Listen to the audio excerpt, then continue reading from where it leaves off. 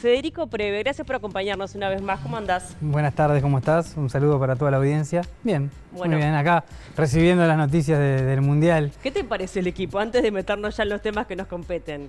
Interesante, España sería uno de los rivales difíciles y los otros dos rivales intermedios como para hacer una fuercita para clasificar. Yo creo, sin saber demasiado de deporte, pero que no está tan complicado el panorama, ¿no? Complicado no, pero todos los partidos son difíciles, es un mundial y bueno, vamos a ver cómo llegamos. No hay que confiarse. No, para nada. Bueno, la última vez que viniste acá, Federico, fue en el marco de una rueda de diálogo sobre eutanasia, cuando aún no se había aprobado lo que terminó ocurriendo. Y obviamente que ahora se abre todo el capítulo que lleva a esta reglamentación, que se hablaba de un periodo de al menos 6 meses, ¿no? El periodo máximo es de 180 días, estamos en conocimiento de que se estaba avanzando en el Ministerio de Salud Pública. Hay que tener en cuenta que es una cuestión bien sensible, delicada, por lo tanto, digamos, este avance, si bien consagra el derecho y está ya legislado y tiene carácter de ley, bueno, es importante que Salud Pública se tome el tiempo necesario. Evidentemente no queremos que llegue a los 180 días, pero que se tome el tiempo necesario para que la reglamentación sea lo mejor posible.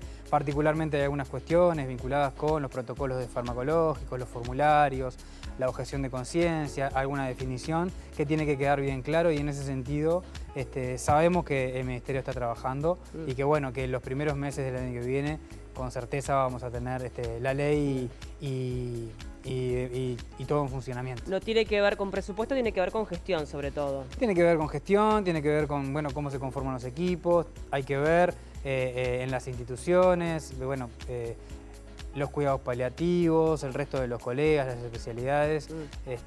Y bueno, y después va a ser una situación de aprendizaje continuo. Claro. Y bueno, como sucedió en muchos países, año tras año, la comisión de seguimiento que hace los informes anuales, que lo va a elevar a Salud Pública y los va a elevar a la Asamblea General, también eso va a ser un periodo de aprendizaje de muchas cosas.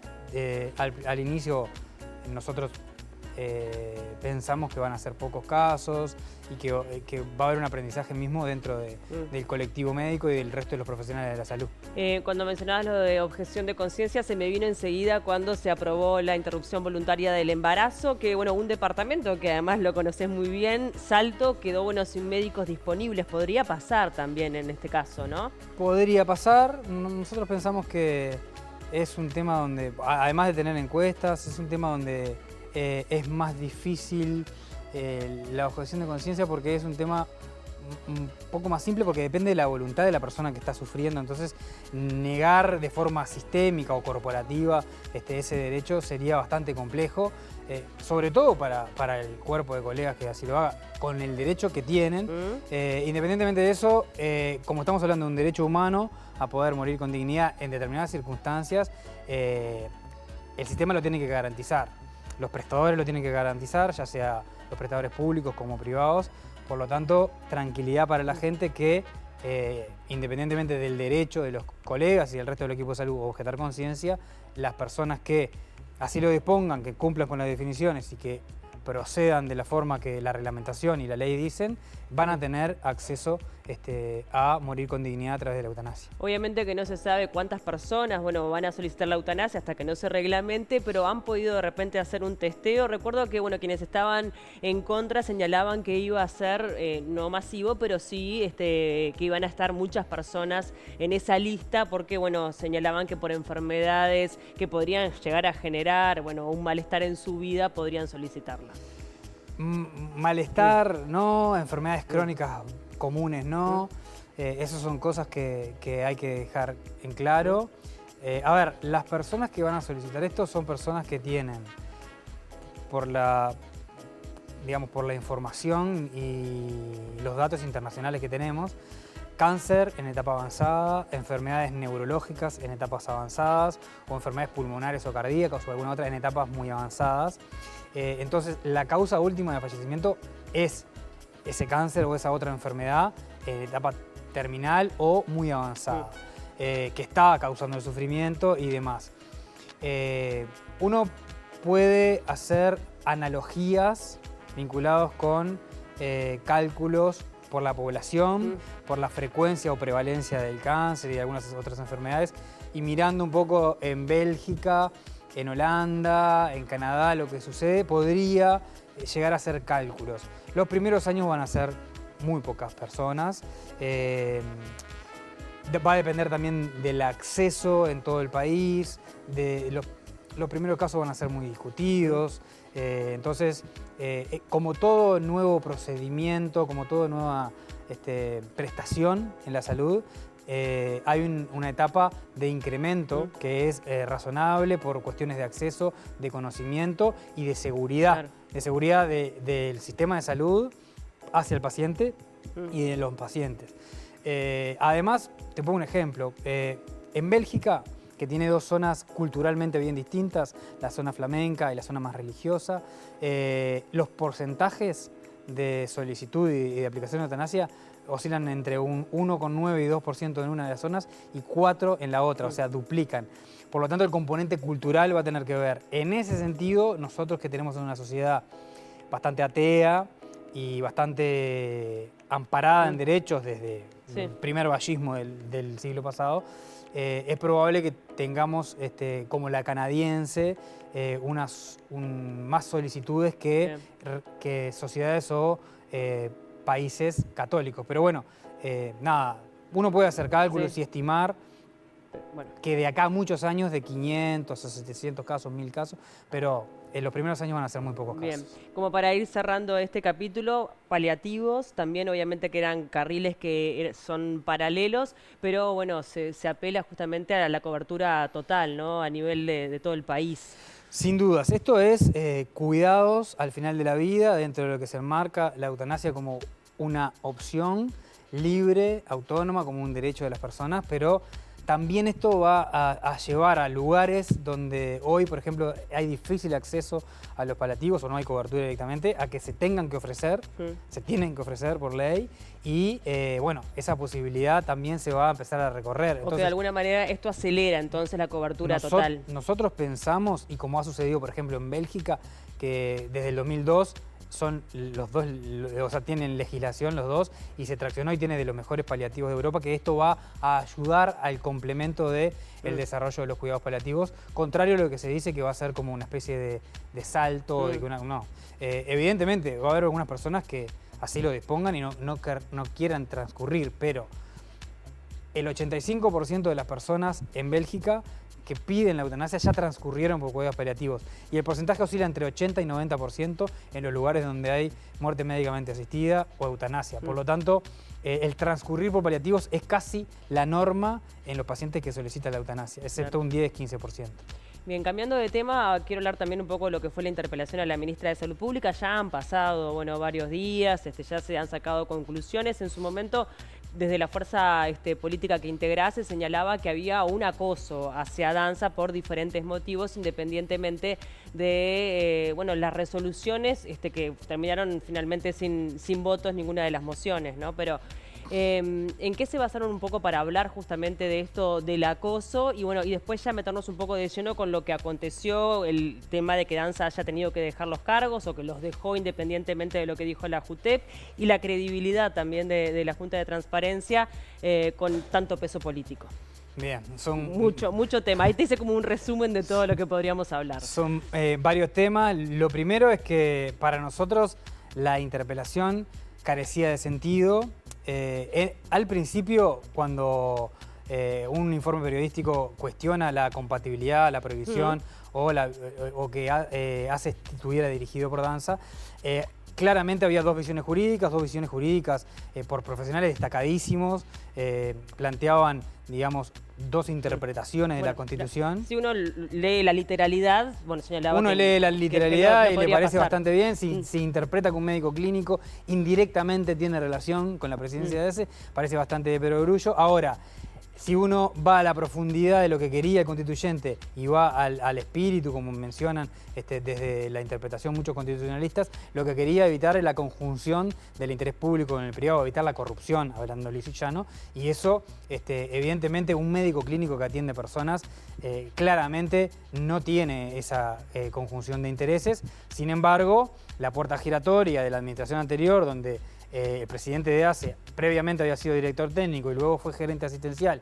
de una institución a la que se benefició económicamente con más de 60 millones de dólares, queda la duda si allí no hay claramente, digamos, un ataque, por lo menos, al concepto del artículo 200 de la Constitución. Pero volviendo a la interpelación, para nosotros no tenía razón de ser en el hecho de que semanas antes, independientemente de que la JUTEP dijo que no había incompatibilidad o prohibición, Danza renuncia a su cargo privado, por lo tanto, a partir de allí no había razón de ser. Pero perdón, ahí dijiste algo, ¿no? Él renuncia independientemente de que señalaba que estaba amparado por la Constitución y no hay un reconocimiento tácito de que, en definitiva, la oposición estaba en lo correcto al renunciar. Esa es una interpretación de la oposición que se atribuye que él renuncie. Pero no, Álvaro Danza renuncia para abocarse de lleno a la función pública porque estaba visualizando en la opinión pública, debido, mi visión es que hubo un acoso, un ensañamiento político y personal hacia él, y que durante 2 o 3 meses estaba continuamente siendo criticada por su situación personal, no vinculado con temas de gestión, no vinculado con ningún otro tema problemático de falta de medicamentos, temas vinculados con listas de espera o lo que fuere, sino por su situación personal. Y él decide dejar, independientemente de que no lo tenía que hacer en términos concretos, más allá de las dos visiones, para que ACE salga del eje público y por esta situación. Además, dicho por el propio Gerardo Sotelo previamente, dijo que no tenía mucha razón de ser si él renunciaba, luego se sostiene la interpelación. También muchos diputados del Partido Nacional y del Partido Colorado en la Comisión de Salud dijeron lisa y llanamente que si él dejaba los cargos públicos podía quedarse en ACE y si no dejaba los cargos privados, podía quedarse en ACE y si no tenía que dejar ACE y dedicarse a la medicina privada. Bueno, él tomó una decisión y los que cambiaron de opinión fueron los legisladores del Partido Nacional y del Partido Colorado que habían dicho una cosa y luego dijeron otra en la interpelación. Independientemente de eso, ya está despejado. Sí. Perdón, me quedó lo de la JUTEP, ¿no? Porque también sabemos que también hubo diferentes visiones dentro de lo que fue la Junta, pero también hay un peso político, ¿no? Político partidario. Sí, político, partidario, pero de hecho la Junta espera a conformarse para tomar una resolución, porque la solicitud a la JUTEP viene previamente de que asuma el representante del Partido Nacional en la Junta, Calabria. Se espera a Calabria justamente para tener la discusión en el organismo. Eso fue que llevó a que se demorara. Y luego la Junta toma una decisión basado en todos los informes jurídicos que hay, que son más de 10 informes jurídicos, algunos a favor de la prohibición, otros en contra de la prohibición, incompatibilidad, y obviamente toma el insumo propio, pero la Junta es un organismo de decisión político que toma una resolución.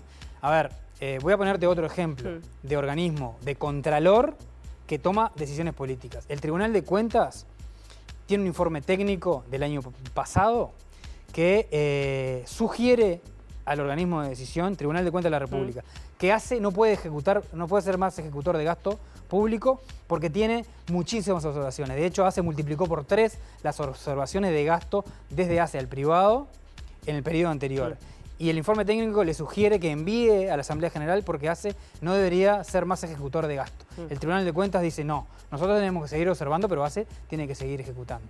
Ahí hay otra decisión de un organismo de contralor que tiene un informe técnico interno que determina una cosa, pero la decisión política del organismo es otra. ¿Pero pierde credibilidad la JUTEP con toda esta situación o no? No, yo creo que no. Yo creo que se está generando un debate político y un embate porque tomaron una decisión distinta a la que la oposición quería. Si la JUTEP tomaba una decisión que era la que la oposición quería, seguramente este embate no estaría sucediendo. No fueron tan drásticos desde el punto de vista moral y desde el punto de vista ético cuando varios legisladores del gobierno anterior fueron cuestionados por diversas situaciones en la Junta de Transparencia y Frente Amplio nos salió a decir que la Junta de Transparencia debería dejar de existir o cambiar. No. La Junta de Transparencia tiene que existir, toma dictámenes y los toma en su área, pero es un organismo que se basa en informes técnicos, pero de resolución política. Bien. Bueno, ahí al pasar mencionaste un poco la situación que también estás de alguna forma denunciando públicamente, que está vinculado, bueno, con compras de la administración anterior a servicios puntualmente del Círculo Católico. ¿Se han realizado algunas auditorías? Hay auditorías en curso, algunas auditorías ya son públicas, tenemos muchos pedidos de informes realizados, además hay investigaciones administrativas. Todo esto ha llevado a que nosotros denunciáramos públicamente irregularidades y mala gestión, que es lo que hemos podido demostrar Por ahora al día de hoy. La denuncia es pública, no está en la vía judicial. Por ahora no, porque tenemos mucha información a recoger de pedidos de informe, de investigaciones administrativas y de auditorías. Lo que sí nosotros tenemos analizado al día de hoy es que en esa puerta giratoria que te mencionaba, una persona que dirige una institución privada, dirige una institución pública, vuelve a la misma institución privada con cargos de confianza, no como médico clínico, cargos de confianza que de alguna forma responden a los dueños de esa institución privada. En el periodo donde estuvo en la empresa pública, le compra a esa institución privada un total de 65 millones de dólares. Pero bueno, 65 millones de dólares en abstracto puede ser, no sabemos qué, pero bueno, esos 65 se comparan con 17 millones del quinquenio anterior. Si uno compara 5 años con 5 años, se multiplica por 4 el gasto en esa empresa privada, desde ACE al Círculo Católico. Si uno va solamente a CTI, se multiplica por 3. Si uno va a todos los gastos de complementación no CTI, se multiplica por 6. Solo en el año 2024 se gasta un 30% más que en todo el quinquenio 2015-2019. Solo en un año. Además, hay dos elementos cualitativos que son muy importantes. En el año 2020, ni bien asume la gestión de ACE del gobierno de la calle Pou, tiene que renunciar el gerente administrativo porque había dado la orden de pagar al Círculo Católico todo lo adeudado. Abril de 2020. Otro elemento cualitativo es, al finalizar la gestión, la deuda que tenía ACE con los proveedores de 280 millones de dólares, si uno va a indaga a quién le debía y qué plazos promedio debía, a las mutualistas le debía un plazo promedio entre 8 y 10 meses. Y al Círculo Católico le debía un plazo promedio de 3 meses. O sea, un tercio en plazo le debía al Círculo que al resto del mutualismo. Claramente para nosotros ahí hay favoritismo como mínimo y un direccionamiento que era lo que el que puso en la Constitución el artículo 200 quería evitar, que son casos de beneficio de privados a través de la función pública. Bueno, la administración anterior, viste que se reunió con legisladores de la coalición republicana, señala que las auditorías no son correctas, que los periodos que tomaron no son tan exactos, también lo vincula con el tema de la pandemia, que luego de la pandemia sabe que ese consumo, hubo un consumo superior de lo que son camas o solicitud médica. Por ahora queda todo en la investigación, porque... Tres cosas dijiste. Primero, están cuestionando profesionales que hicieron una auditoría. Me resulta bastante agresivo, ¿no?, de profesionales hablar así de otros profesionales. Eso con respecto al ataque a los profesionales que hicieron la auditoría. Lo segundo... Los periodos de tiempo. Lo segundo, voy a los periodos de tiempo. La información que te acabo de dar de los 65 millones contra 17, de multiplicar por 4, por 3 y por 6 las compras direccionadas desde ACE al Círculo Católico, son de un pedido de informes que realizamos nosotros desde la banca de diputados, y esa información es quinquenio contra quinquenio. Esa parte de la información de las auditorías, no estamos comparando, y es excluyendo el fondo COVID, o sea, excluimos la plata que se gastó en la pandemia. Otro elemento es el incremental de consultas post pandemia. Básicamente el plan de normalización de la atención médica fue el segundo semestre del 2021 y el primer semestre del 2022. Luego no dan información consistente y comparativa con el resto del sistema en los 2022, 23 y 24. Y además, si tanto incrementó, le pregunto yo a los que dieron esa información, primero no tenemos los datos de dónde salieron, porque dieron información, pero no dijeron de dónde eran, datos oficiales no son. Y lo segundo es, si tanto incrementó las cirugías y las consultas, ¿por qué se recibe a la administración con una lista de espera de 420.000 consultas y la peor lista de espera quirúrgica de todo el sistema? Hay algo que no cierra. Bueno, hay auditorías en curso y a partir entonces de los resultados, ¿están estimando poder hacer una denuncia formal? Bien, tenemos investigaciones administrativas en Salud Pública y en ACE, o sea, en el Ministerio de Salud Pública y en ACE, que están en curso, auditorías que están en curso, algunas ya están terminadas y otras están en curso. Hay pedidos de informes al Tribunal de Cuentas que hicimos para ver todo ese gasto observado, qué le respondió ACE de por qué multiplicó por 3 los gastos observados al privado. Otro pedido de informes del préstamo que le dio el BROU al Círculo Católico para la compra del sanatorio de Casa de Galicia. Y una vez que tengamos toda esta información y que la sistematicemos con seriedad, la comparemos, vamos a tomar la resolución de si tenemos que seguir investigando a nivel parlamentario y formar una comisión investigadora, o si ya hay elementos suficientes como para hacer una denuncia en otros ámbitos, que eventualmente puede ser el ámbito judicial. Nosotros estamos convencidos de que irregularidades y mala gestión ya lo demostramos, y favoritismo ya lo demostramos que hubo. Ahora, estamos convencidos que acá hay conjunción de interés público con privado, que ya es eventualmente podría llegar a ser casos de corrupción, y en ese sentido vamos a seguir investigando. Y cuando tengamos toda la información, vamos a ver cuál de los caminos es el que tenemos que, digamos, el que tenemos que andar. Bien, bueno, quiero hablar también un poco de gestión, de lo que pasa a nivel nacional, ya que estamos también en la pantalla de los medios públicos, que llegamos a los 19 departamentos. Pero antes de meternos en eso, por un tema de tiempos, quiero hablar de sarampión, ¿no? Porque eso también es bien importante. Ya lo dijo la ministra de Salud Pública, el hecho de chequear la vacunación, porque estamos ante una situación al menos de riesgo para nuestro país, ¿no? Sí, hay casos importados de una enfermedad que tendría que estar erradicada porque tiene vacuna, es una enfermedad prevenible, es una enfermedad que, bueno, en Uruguay no tiene casos autóctonos, que es lo que hay que evitar. Tenemos vacunación. Mañana hay una campaña de vacunación masiva en todo el país. Llamamos a la gente a vacunarse. Es una enfermedad que es 100% prevenible con las vacunas. Las vacunas son seguras, las vacunas no solamente salvan vidas, sino que previenen de casos de sarampión que pueden dar enfermedades neurológicas, discapacidad futuro. Entonces, las vacunas para todos aquellos que nacieron entre el 67 y el 84, 85, que revisen si tienen las dos dosis, si no tienen las dos dosis que se den. Todos los niños que tienen una única dosis, que son alrededor de 20.000 por los datos que manejan oficialmente, tienen que darse la vacuna, y es muy importante porque es una enfermedad que es prevenible. Lamentablemente, también en el Uruguay hay personas que han generado un marco de desconfianza con la vacunación.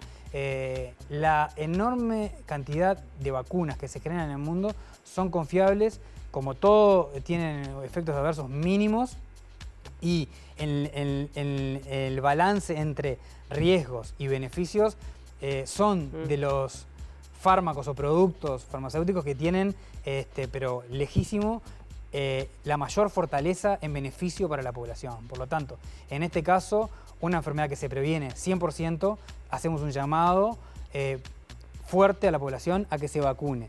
Y bueno, se están dando casos en Europa, en Estados Unidos y Canadá, y esto ha venido como bajando en las Américas, vinculado con algunos colectivos que hacen campañas de forma antivacunas, como si todas las vacunas fueran lo mismo. No todas las vacunas son iguales, hay vacunas que tienen un poco más y otro un poco menos de efectividad, un poco más y otro poco menos de efectos adversos. Esta vacuna es segura, salva vidas, y no nos podemos permitir en el Uruguay tener casos de sarampión autóctono porque las personas no se vacunen. Sí, bueno, queda hecha, obviamente desde acá también hicimos la recomendación para que la gente, haga el chequeo si es necesario, si está en esa franja etaria, y sobre todo cuidar también a nuestros niños, ¿no? Chequear que estén las dos dosis, ¿no? Y además también destacar que si uno ya tuvo sarampión no vuelve a tener. No, si uno tuvo ya está inmunizado por la propia enfermedad. Bueno, quiero hablar de gestión, quiero hablar de presupuesto, ¿no? Porque también has hecho también recorrida, ¿no? por todo el país, y uno piensa, ¿no? ¿Qué se necesita? ¿Cuánto tiene que ver justamente con el dinero, con las posibilidades económicas, y cuánto tiene que ver con, la gestión? Bueno, en ACE tiene un presupuesto bastante razonable para la empresa que tiene aproximadamente 1,5 millones de uruguayos, tiene más de 200 puestos de atención en todo el país, está distribuido por todo el territorio. En este presupuesto hay un incremental, además, hay dos cambios. Uno en el modelo de gestión, que ahora vamos a hablar, y otro incrementales para el primer nivel de atención, que es la salud en la cercanía, en las policlínicas del barrio, en las policlínicas rurales, y también hay incremento para lo que tiene que ver con atención en salud mental y en infancias.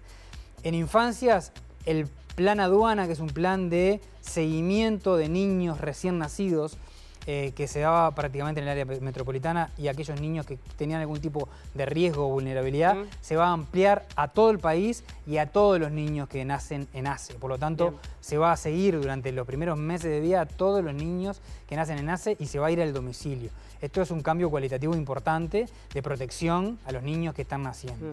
Después, la inversión también en lo que tiene que ver con salud mental, con casi 200 millones de pesos para generar equipos en la comunidad, equipos interdisciplinarios. El tema de la salud mental es un tema bastante importante, bastante que parece que nunca da abasto, ¿no? Y bueno, todo el sistema de salud hay que nunca decirlo, da abasto, ¿no? pero bueno, va a haber un incremento importante y esto es, como les gusta decir a algunas personas, acumulación positiva, porque también hubo una inversión en el gobierno pasado de casi 800 millones de pesos.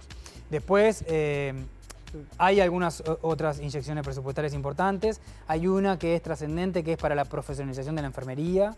No todo es médicos y medicina. La profesionalización de la enfermería es muy importante para que auxiliares con cursos o con profesionalización puedan pasar a ser licenciados. Y después hay un cambio en el modelo de gestión, básicamente para que los directores de unidades ejecutoras, que son de redes de atención primaria, de policlínicas o de hospitales, puedan salir a buscar usuarios FONASA y que la cápita del usuario FONASA vuelva a su hospital. Hoy si ACE gana usuario FONASA, eso va para rentas generales. Por lo tanto, no tienen incentivo a tener usuarios FONASA dentro de ACE. Y lo otro es para desprivatizar. O sea, todo lo que se desprivatice va a mejorar el desarrollo de ACE y la venta de servicios. Hoy si ACE vende un servicio a un privado, ese dinero va para rentas generales. Entonces, el director de un hospital no tiene incentivos para vender servicios de tomografía, de ecografía o consultas, porque no ve en su lugar, no ve ningún rédito. Ahora con este cambio de modelo va a ir dinero de venta de servicios para esa unidad ejecutora, por lo tanto van a tener incentivos a vender servicios en sus localidades y a captar usuarios. Esto es un cambio que si es bien utilizado por los directores de hospitales y los directores de la red de atención primaria, puede ser un cambio cualitativo muy importante. Bien, el acceso a medicamentos, que también sabemos que hay faltantes, que es un tema continuo. A ver, yo te destacaría en estos 9 meses 4 cosas de la gestión que ha habido en ACE. Primero, y tiene mucho que ver con lo simbólico y no tanto, había 400 niños en lista de espera para cirugías de ojos de diferente tipo desde el 2021 al 2024. Lo escuchamos como argumentación de la ministra en la interpelación también eso. Y con un convenio con el Hospital de Clínicas se solucionaron, ya la enorme mayoría de los niños están operados y están viendo, ¿no?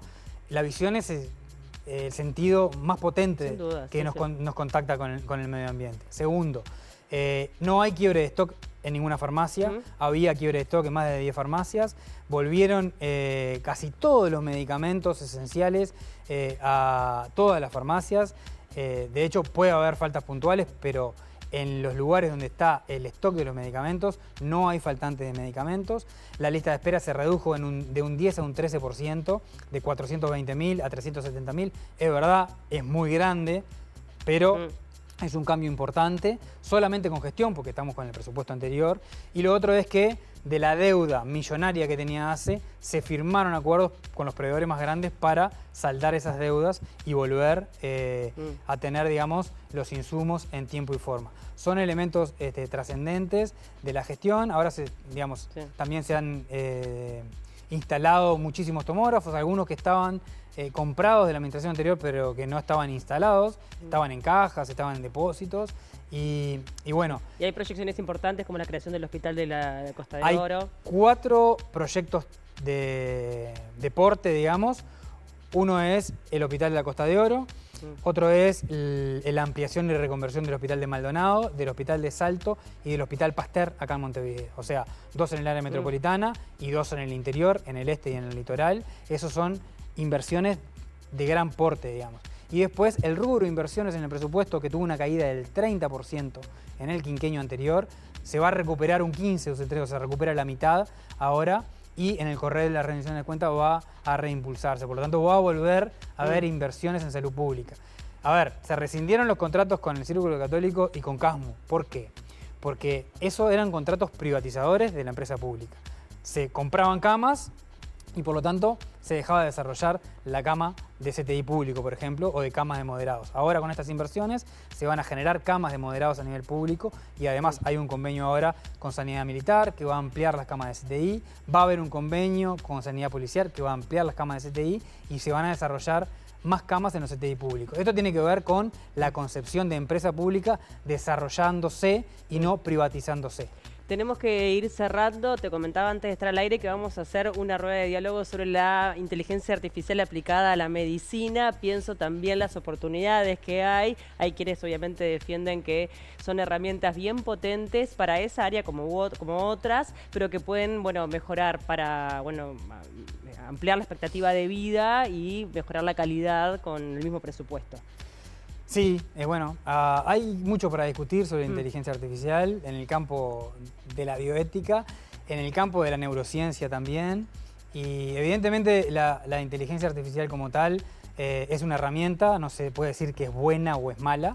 Es una herramienta que es muy potente, bien usada, nos genera muchas facilidades, pero también hay que tener cuidado porque, y acá hablo un poco como neurocientífico, como neurólogo, ya hay algunos informes descritos de lo que es pereza cognitiva, de aquello que descansamos todos los procesos automáticos que hemos tenido y aprendizaje en la inteligencia artificial y eso hace que nuestro propio cerebro que aprende del error, del reacondicionamiento, de volver a errar y así ir mejorándonos desde que redactamos una carta hasta procesos más complejos, bueno, también eso si se lo delegamos del todo a la inteligencia artificial nos va a generar algunos problemas de aprendizaje o de desarrollo cognitivo. Igual son temas bien interesantes como para discutir porque la inteligencia artificial en muchos campos es bien utilizada y nos mejora a nosotros que cometemos muchos errores a veces humanos por cansancio